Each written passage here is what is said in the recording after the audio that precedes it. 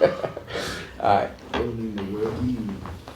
What's going on, sports fans? Welcome back to another episode of Sports Talk and More. I'm your host, Alex Tillery, aka Coach Till.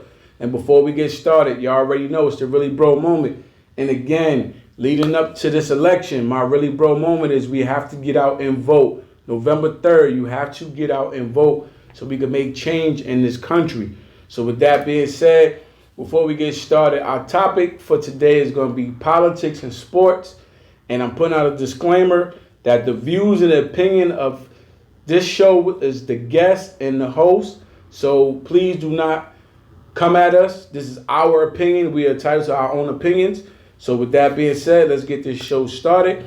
I got my brother to the right, brother to my left. I got my brother Life, Gaylord here. He was already on the show before. Say hello to the people. What's going on, world? And then I got my brother to the left, Rodney Green, up in the building. What's going on, bro? What's going on, everybody? I got my hitters to the right and left. You already know. So, talking about voting is one of the topics we want to talk about. So, I like the fact that a lot of the, a couple of the professional sports are gearing towards voting. And they're putting a lot of, attention on it. They're doing a lot of commercials, trying to just bring awareness to voting.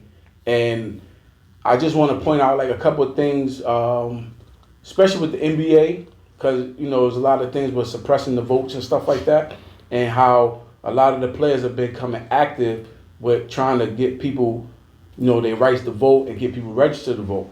And I want to commend Lebron James. He started a campaign called More Than a Vote, and he got a bunch of celebrity friends and other athletes down with him to get this thing going. And I just wanted to throw it over to my brother right here. And, what do you think about, More Than a Vote campaign? So first I want to shout out everybody. This is Breast Cancer Awareness Month. Got my pink on, you know what I mean? Make sure you go get checked out, male and females. But the More Than a Vote campaign, I think it's a great thing. Number one, he used his platform. I think a lot of it was, whether or not the NBA should be playing basketball during the pandemic, but it was able to put a huge spotlight on something that was being marginalized, which was voting and the minority vote. So I think that was huge. And then him being one of the top athletes for over a decade was, using his platform at such a level is huge because, number one, Time Magazine got it wrong by not making him one of the most influential people of the year. I agree. That was bogus in that way because just alone getting 10,000 poll workers in his state, his home state of Ohio, is major. Then second, using this platform to influence the NBA as well as his peers to get this voting out here, is huge. So I think this More Than a Vote is not just a vote thing, it's a politics, a policy, education on why we should be voting. I mean, yeah, we all got to exercise our right to vote. I mean, and a lot of people don't vote, and which is crazy because some people I talk to, they say they vote don't matter. Correct. I mean, I don't know how you feel about that, but I mean, we got our ancestors and people that fought for us to vote, so give us the opportunity to do it. You know what I mean? Agreed. I mean, my thing is that I think, like you said, a lot of individuals in our community do not vote, and I think what LeBron is doing right now is educating the people to let them know, hey, your vote does matter. Even not even just voting from the presidency. Like there's a lot of things in terms of just in terms of the election of in your area, your mayors and things of that nature. Some people just don't even want to vote at all. Even some of the laws. There's a lot of laws that's getting passed, and some of them we have the opportunity to vote for them. But again, from an educational standpoint, no one really knows that or even feel, like you stated, that our vote even matters. So I definitely appreciate him for even putting this campaign together and actually educating the people and say, hey, get out there and vote because it does matter. Yeah, I think the other thing is that we gotta recognize that voting is not an every 4-year thing. Voting is an every 2-year thing. Voting is an every year thing depending on the position that's being held. Or Go to your local levels and all that, yeah. Agreed. Going from your local, mayor, councilman, to governor, to state legislators, to your DAs and everything, because all these are the laws that affect us on a daily basis. We recognize this because the president can say one thing, but the state has the authority to do another thing. So we see this wholeheartedly in the case of Michigan right now. Oh my God, that's So that's. I mean, just overall, in terms of what you're saying with that, is that's where it is showing a lot of separation within our country. Yes. Because the different states have the opportunity to do what they want to do for their particular state. And of course, the president is saying, hey, I want you to do this or you need to do that. And they're like, you're not even here. So you don't even understand what's actually happening in our state. So we're going to do it this way to make sure that we help our people, So I think that a lot of people don't even understand that as well. So I think the more that we get out there and educate ourselves, and I think right now at this point, all of what's going on with Trump and all the craziness that's going on is bringing so much awareness to our community, to definitely do more. Yeah. I mean, I even look at, when we talk about the importance of voting, I was reading an article today about Udonis Haslem, and how he was saying he didn't really care about voting. Like, it wasn't important to him. He said he'd been registered to vote since 2004, and he just felt like it wasn't important. And he felt that was a big mistake in his life. Back in 2016, when they got Trump in office, he was like, he didn't vote. He didn't think it was important. He didn't think his vote mattered. And he's one of the people that's a part of the movement, that the campaign that LeBron is doing. And it's a lot of athletes that felt that way. A lot of, not just, us local people, but a lot of celebrities, a lot of athletes, they felt like they didn't matter. Or so they wouldn't go out and vote. So I like what Chris Paul and the NBA PA is doing. They actually going around and getting players registered, especially these young guys coming in. They started a couple years ago at the Summer League. They started making sure these young guys are registered to vote. So when it's their turn, when it's time to vote, they'll be registered. A lot of them had issues with, they played in another state, so they couldn't vote in their state during the season. They couldn't get back home to vote or things like that. So now they're going around making sure everybody's getting registered to vote, and they have a big campaign going on where 22 out of 30 teams have their practice facility or their arenas as polling places. Nice. Now that's dope. To me, I think that's dope. That's making sure it's enough places for people to go, and it's big enough for social distancing. Right. So, if people worrying about that, if you can make it down to the arena or practice facility, I'm sure they'll have it set up for social distance so you get out there and vote. And again, I commend Chris Paul and all those guys that's on that committee that's doing that. Did you hear anything about that? Like, you know anything about that? So I think the greatest thing about the whole getting those guys registered to vote is that it's like a pyramid.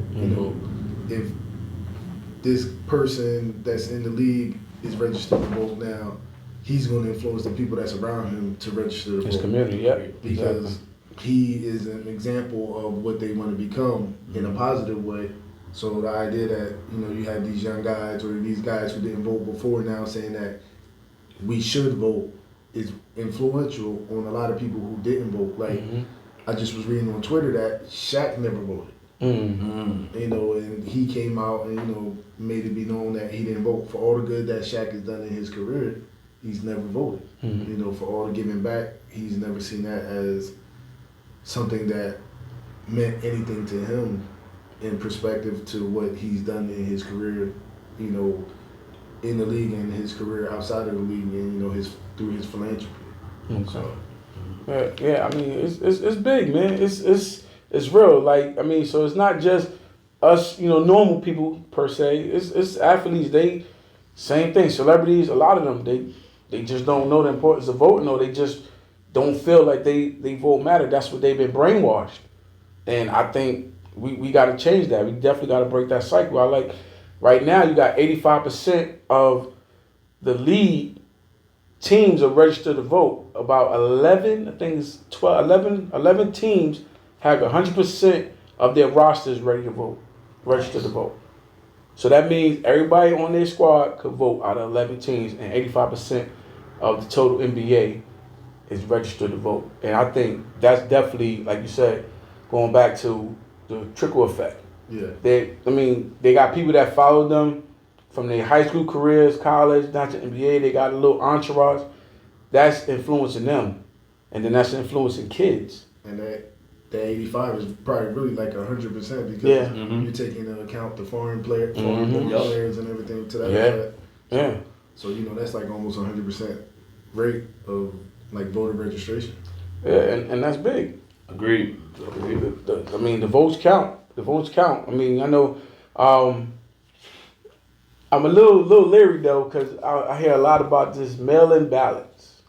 What's your take on that before I get into my opinion? All right, so I think the biggest thing is like this.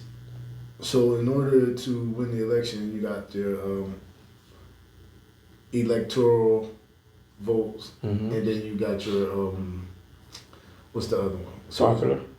Yeah, and your popular vote. So even though you can win the popular vote, which Hillary Clinton did, you can still lose the electoral votes. So 3 from this state, 5 from this state, 20 from that state. So when it's going to come down to the mail-in ballots, right now there's a campaign to smear all the blue states, making them deemed invalid, that the process that they're going by is invalid. That, but anything that the red states are doing is great. Red is great, blue is bad. So the idea that, this is being pushed forward or campaigns are being made to say, oh, don't worry about it, you can mail it in late, kind of smear the idea of the vote. I said do it early, so that the votes can start being counted now versus it being held out or, something that's happening with the post office that it got backed up, it got lost. If we wait to influx it, that's going to be the issue. Everybody trying to vote the last day or within the last week, and then we get this influx, which makes it way easier to, discredit the vote. Yeah, discredit it or to get rid of it in bulk versus if they're coming in small waves, I would say. You want to chime in on that? I think with the mail-in, I think it allows the powers that be, I'll say that, to control the vote. When you're at the polls, you have to grab all that data, but if it has to go over here to this place, the question is, where is the votes going? That might be even a question we need to look. Might need to figure out like where the votes actually going. Like when we mail them in, where's it actually going? Who's actually counting that? And now that gives them the opportunity to say, okay, that is from that community. We don't have to take that one. That's from this community, so we don't have to take that. We can take that one and use that one, or be able to look at it and say, this is more Trump, this is more Biden. So whoever's at the end of that rope can be able to say, hey, this is where it's going. That's just my opinion. I believe that, being able to go to the actual polls and be able to put it in there and have that data there would definitely be much better versus mailing them in. Yeah, because the analytics will let you know, like, based on your area, the analytics and the census will let you know based on the area, like, oh, anything coming out of this county is probably pro-Democrat. Anything coming out of this county is probably pro-Republican. So the mail that's most likely voter registration, vote-in ballots, we know we can just discard those altogether. Agreed. And basically, I just summed up what I was thinking. I just don't like the fact that they have that control. Yes. I understand for people that don't want to go out to the polls or can't make it on the 3rd, I understand that. But if you can, you need to go out and physically vote because we don't know where those ballots are going. So, and this is my thing to all the voter registration and all this. We need to come up with a better system. For all this mail-in ballot, we can do everything else online. Why can't we vote online? And that's not to say that it can't get hacked because we've seen that already. Agreed. But the idea is that, we need to make it a lot more accessible in that sense. If my ID, my voter ID is unique to me, then you can't just make up another 100,000 votes in a certain county. You know, we know these voter IDs is registered to each individual person, so I can't vote twice. I only can vote once. Oh, you can't? Trump told his people to mail in and then vote. I thought you could do that. Now you can do that. You can go in person because they can't tell. Yeah. Agreed. You can't check the vote, the mail-in ballot versus the in person. Oh, so that's how they're trying to get. So, okay. So you can vote twice, basically. That's what you're trying to tell me. Definitely can vote twice. Oh, okay. We're not saying go do that. Yeah, definitely. I'm just saying. I'm just trying to go by what the president said. I mean, Yeah. he said mail in your ballot, then go and vote. But another reason why I'm skeptical of the ballot because if it wasn't last week or the week before, there was an article about a mail carrier dumping mail. I've seen that. So my thing is, okay, if they could dump that mail, Again, where is it going? yeah, exactly, like where your ballot even get to where it needs to go. Yeah. But the other part of that is like we need to vote because he's in a rush to put another Supreme Court justice in just off the strength that it would. So it's 9 Supreme Court justices, and the common ground would go towards them on most things. You know, them being the Republican Party and such. So when we take all this into account, we're not just voting for a president, we're voting to ensure that, you know, Brown versus the Board of Education doesn't get overturned, you know, Roe versus Wade, you know, we're voting to make sure that civil rights is upheld, you know, in these fashions that it seemed like, you know, NBA players shouldn't vote, but, you know, or athletes shouldn't have this platform, but who do we see the most? Who faces do we watch on TV? You know, it's amazing that you can get these guys to sell a product, but you can't get them to, you know, have an opinion. You know, Right. Or speak on voting. Yeah, speak on voting. You know, you can sell Nike, you can sell Adidas, you can sell Reebok, you can sell cars, but you can't influence people to want to vote. Now, I know we had something else up there, but I'm going right to the next one since you said that. And we talk about athletes and, you know, them speaking out. So 2 years ago, there was a journalist. She told LeBron James to shut up and dribble because he was speaking out on social injustice and what was going on in our country for the black people. And I watched it before, but I didn't really pay attention to it too much. Like, you know, I seen social media stuff, people talking about it, ESPN reporting on it, people reporting on it. And I never really watched it, the whole entirety of it. So today I watched it.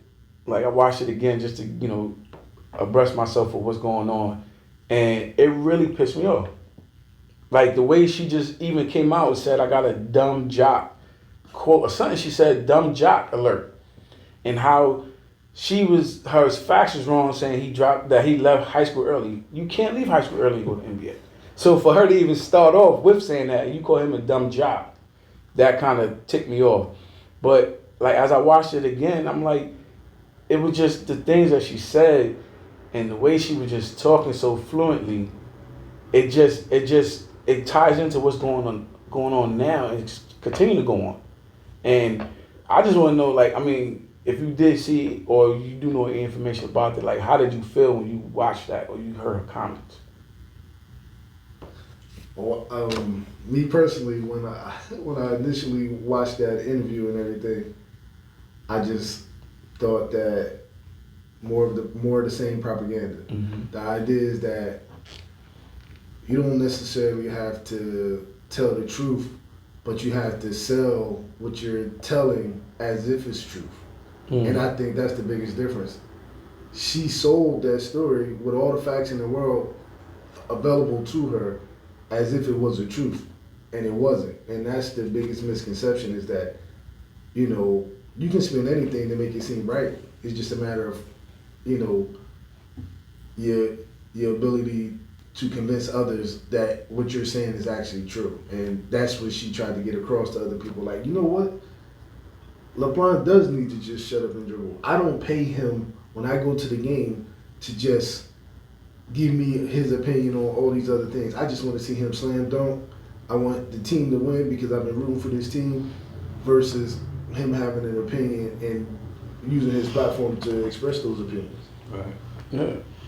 Man. Oh, for me, man. Well, for me, first of all, I agree with you, Life. I think in the beginning, back in the day when the NBA or any athlete, they were considered workers.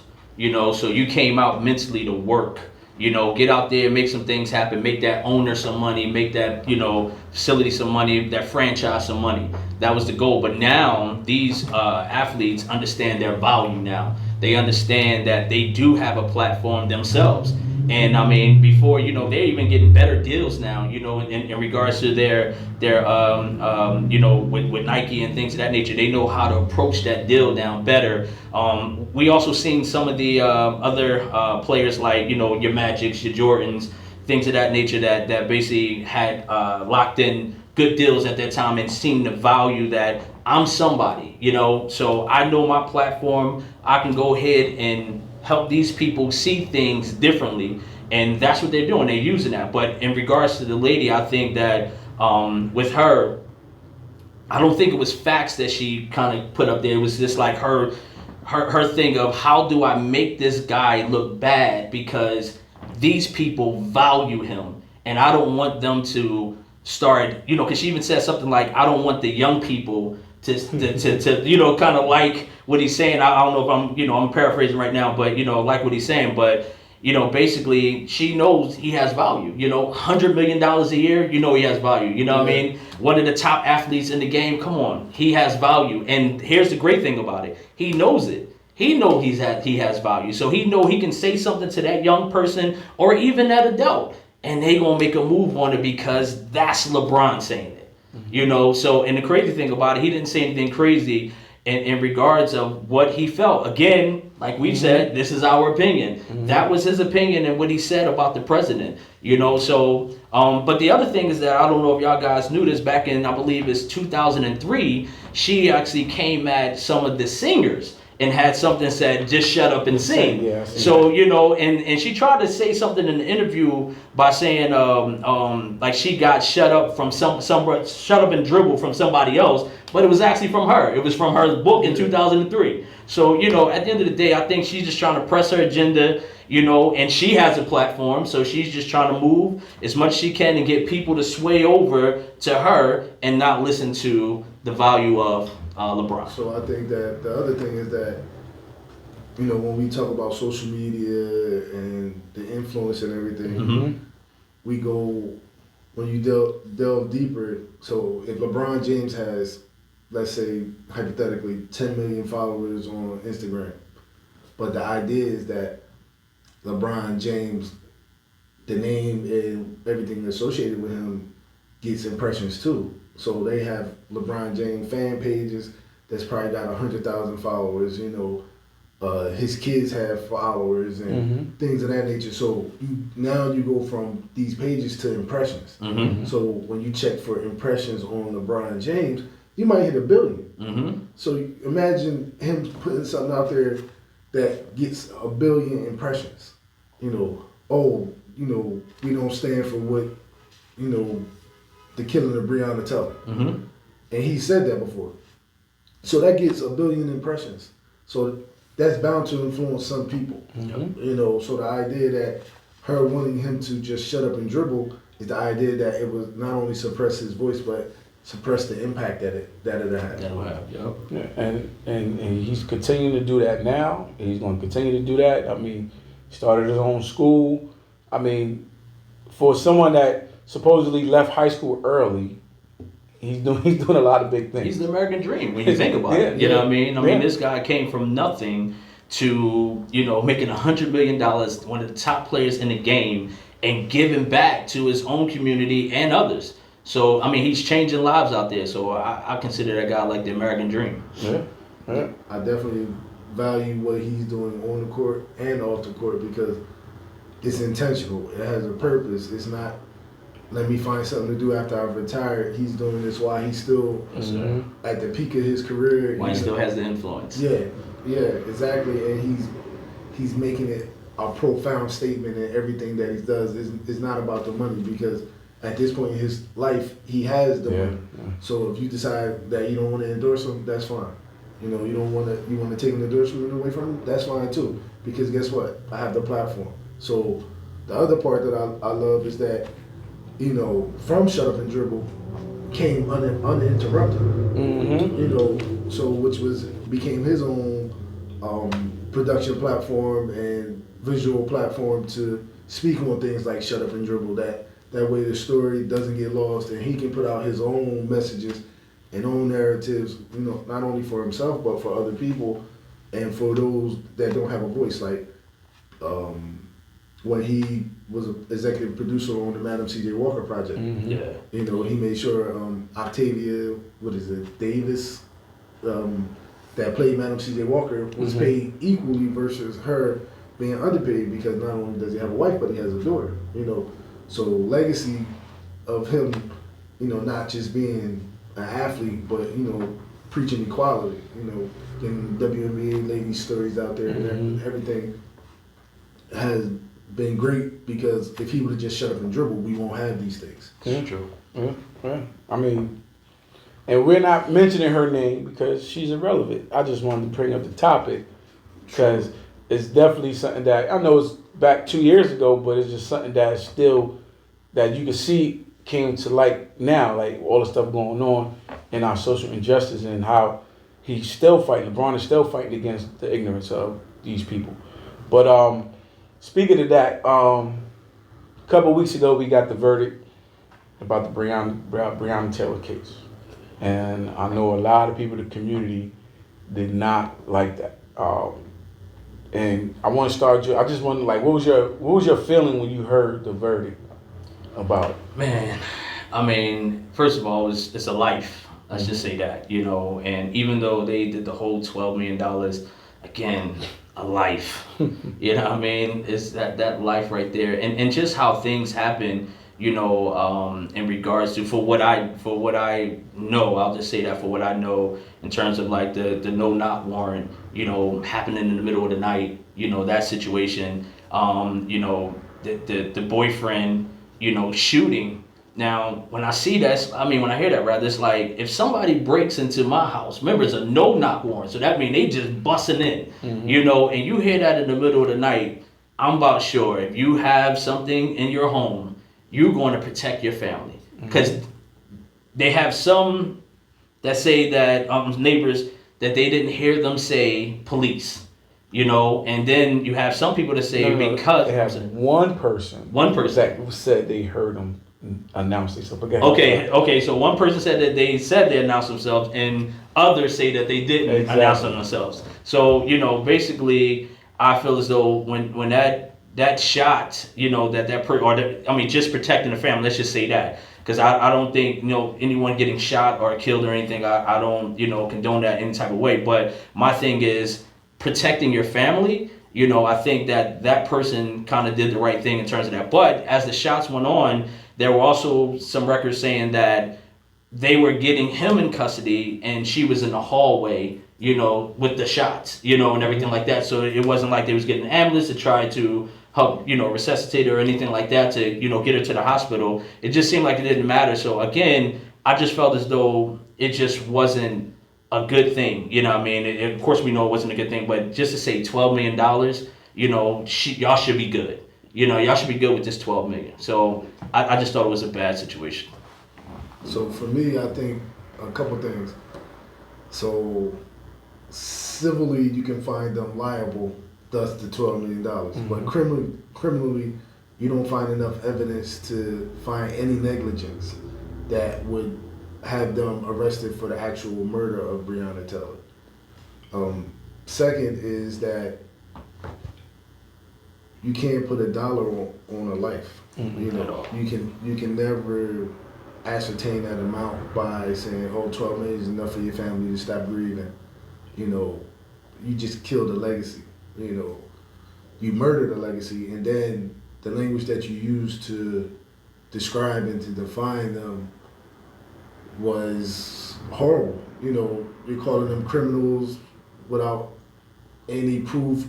You know, you're saying that the suspects, you know, you're you're using language that not only demeans them, but it's going against everything that she was trying to be and everything she was standing for at the time. You know, she was helping people. She was an EMT and everything. So you trying to berate somebody who's now dead and gone to only further establish, you know, your mission, which was, for all intent and purposes, wrong from the jump. You know, and then we see the politics come into play of the the DA. You know, we see the Attorney General. The Attorney General. The Attorney General. We see the politics of him come into play as we see the backstory on him being in support of other people and, you know, looking to pursue other avenues in his career at the expense of someone that is in the same ethnicity as him and everything. So the idea that, you know, he chose career over color and, you know, was polarized by the idea that one day he might be able to, you know, be equal in the sense of the platform that he'll get being with those other individuals, you know, is mind blowing. Not so much mind blowing, but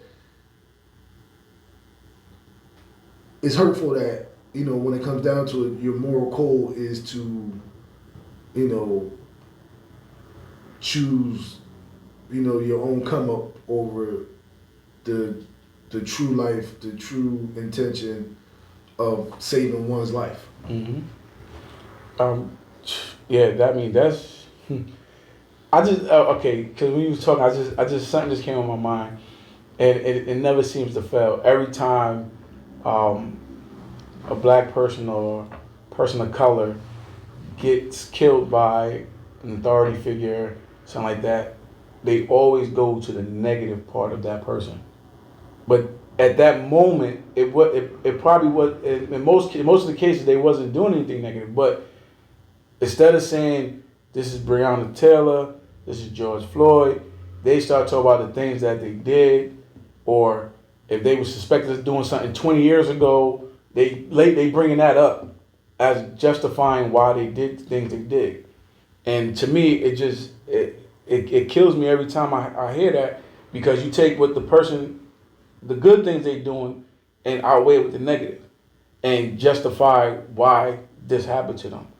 And like you said with the boy with the Attorney General, like he knew his agenda from the jump. He already knew. We already knew, like if you didn't know, you found out later that he had an agenda, and his agenda to move forward with the good old boys. That's it, point blank. It's his agenda to move forward with the good old boys. So he's going to do what he needs to do to, like Life said, to protect himself, but he just disregarding his culture. Let me just say that. That's how I feel. And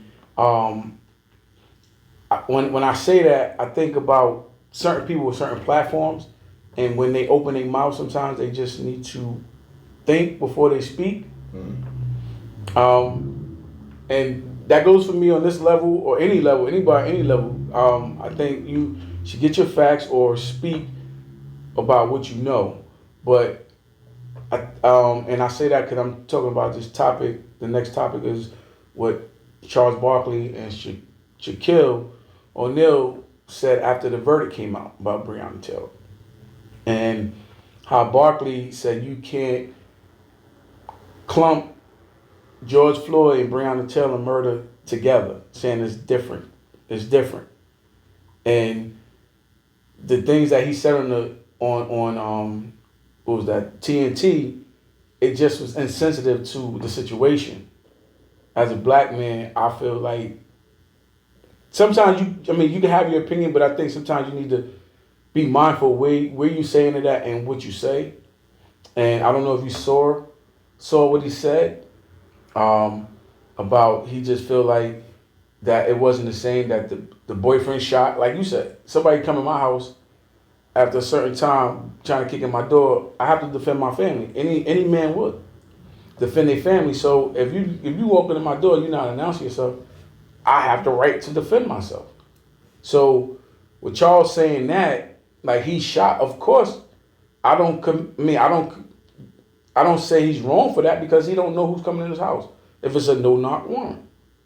And I mean, anyone you see what Charles said? Did you hear what he said about the topic? Yeah, I had the opportunity to listen to it and hear what he's saying. My thing is with Charles is that you was about to say it. It's just right place, right time. And that wasn't the right time to talk about it.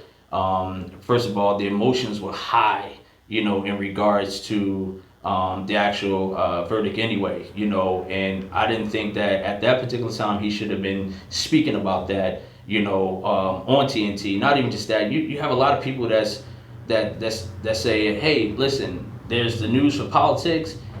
I want to watch sports. You know what I mean? So I don't really want to hear about the things that's going on in the world when I'm really trying to figure out who's playing or what the score is and things of that nature. So I think Charles, in my opinion, just picked the wrong time. I think he didn't have his facts, and in regards to that, that's also made it the wrong time. I think it was just one of those things where he felt as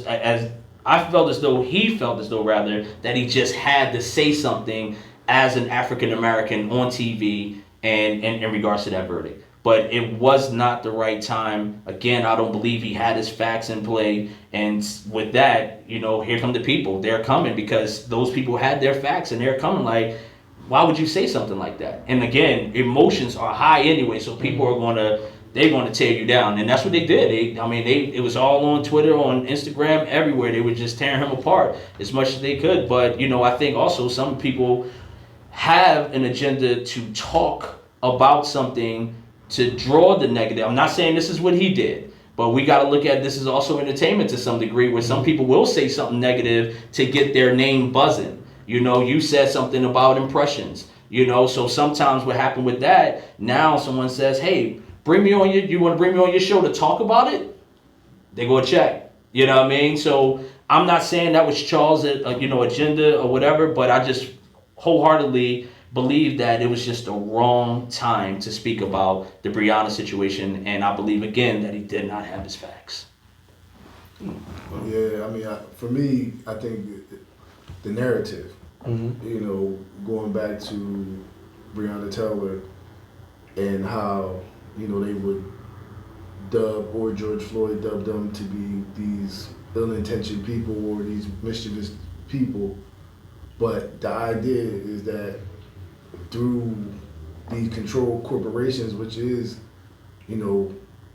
news, media outlets, and things of that nature, they're playing checkers, not chess. Agreed. In the sense of, well, if we get this narrative out here and get out in front of it and continue to flood the narrative of these people being, this mischievous people, then this will change the court of public opinion, because guess what? The court of public opinion is going to be the ones that's going to give me access to my juror pool.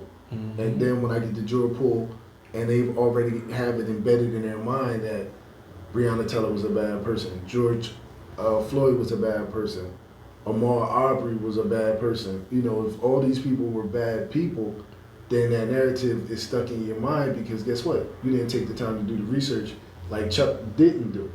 Mm-hmm. So you just have this media outlet that's giving you your information without you actually educating yourself personally. And I think that's huge in any platform that anybody's had. Fact checking. Whether it's us or any platform, or even just talking amongst your friends, that the idea that you want to, follow up on whatever everybody is saying, mm-hmm. and then getting into the whole thing about Charles is that there's value in shock. When you look at that set, he is the shock value. He's always going to say something off the cuff.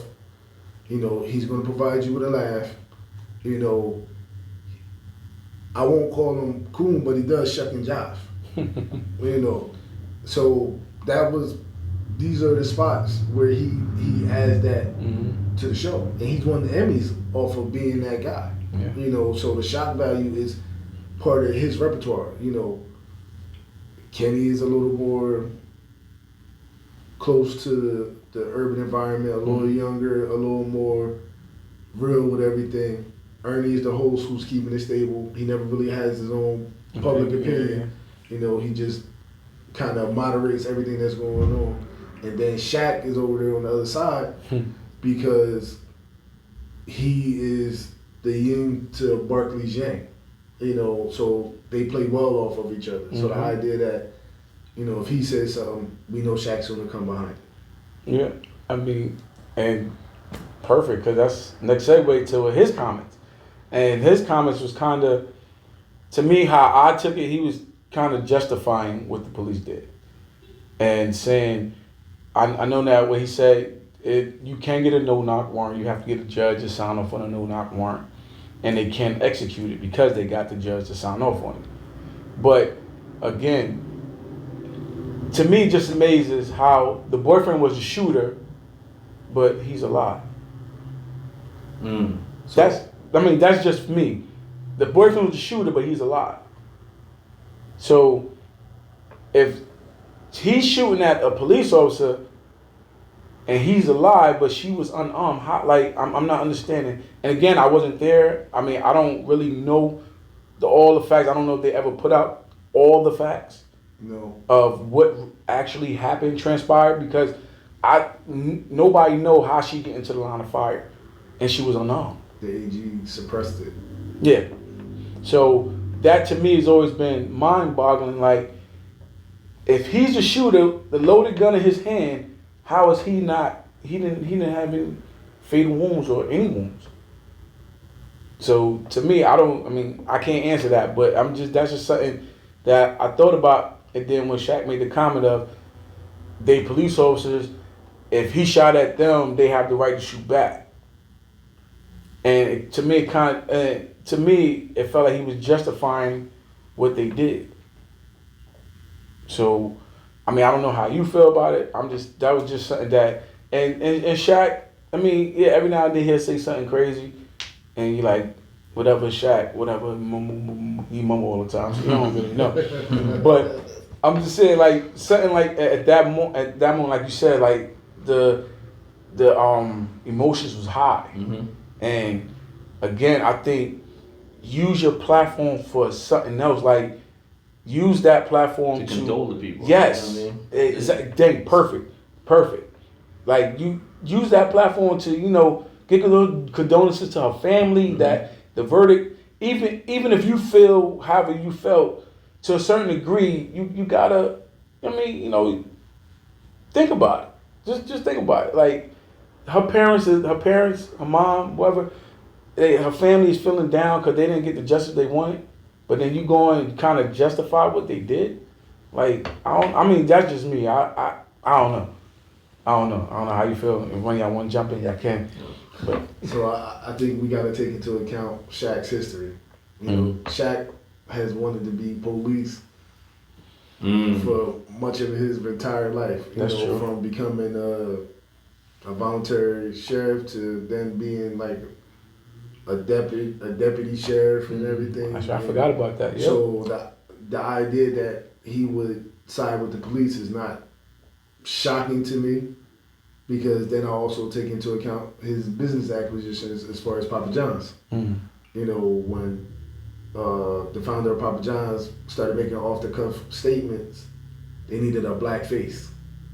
So again, going back to the idea and the sentiment of, do you value money, or, do you value what you present and what you represent and the idea of your opinion? Shaq chose to value the money, and he became the face of Papa John's. That's why we started seeing Shaq in all these commercials, because at a time when Papa John's was losing money and their stocks was depreciating, they had all white faces represented in the commercials. And they needed a black face to smooth that over. Well, if I got X amount of dollars, I'm assuming on Shaq's part, he didn't want to lose that money, so he became the face in spite of, Papa John's owner saying what he said. So fast forwarded to now with the police situation, his ideology is in play. Him wanting to be a police officer, him being being law enforcement and doing these, things, it only seemed right for him to agree with the police. Even though he grew up in Newark and Newark, New Jersey, and everything, and him being a black man and things of that nature. I'm sure having family that probably been in situations where just being black was enough to get you pulled over. So the idea that he didn't take into consideration a grieving family, that's has their daughter, their girlfriend, a family member just plastered all over TV for the last however many days, and then not to get the verdict that you want, and you weren't sympathetic to the plight of that family. You were more so letting it be known that you're rocking with the blue and not the black. You want to chime in on that? He summed it up for sure. Yeah, it definitely did. So before we go, I just want again thank you guys for coming on. You got any last thoughts you want to throw out there? Anything? Nothing off the top, man. Again, thank you for allowing us to be a part of your show and share our opinions. Right now, I definitely would say keep Breonna family in prayer for sure. Because like we said with this last topic, a life was lost. In this situation. Same with George Floyd and everyone else that actually lost their family. So just keep those guys in prayer and keep them lifted as much as possible, and try to keep control of our emotions in the midst of all this, losing lives and things of that nature. So that's the biggest thing I would definitely say on that, is just keep those families in prayer. I mean, for me, I'm about to keep it real gangster for y'all. If you see me out there in them streets and the police got me down, don't film me, because I'm not going to film you. I don't want my family to have that out there in the atmosphere. I don't want you to not help me. Filming it is not going to help me if I die. Push the cop off of me.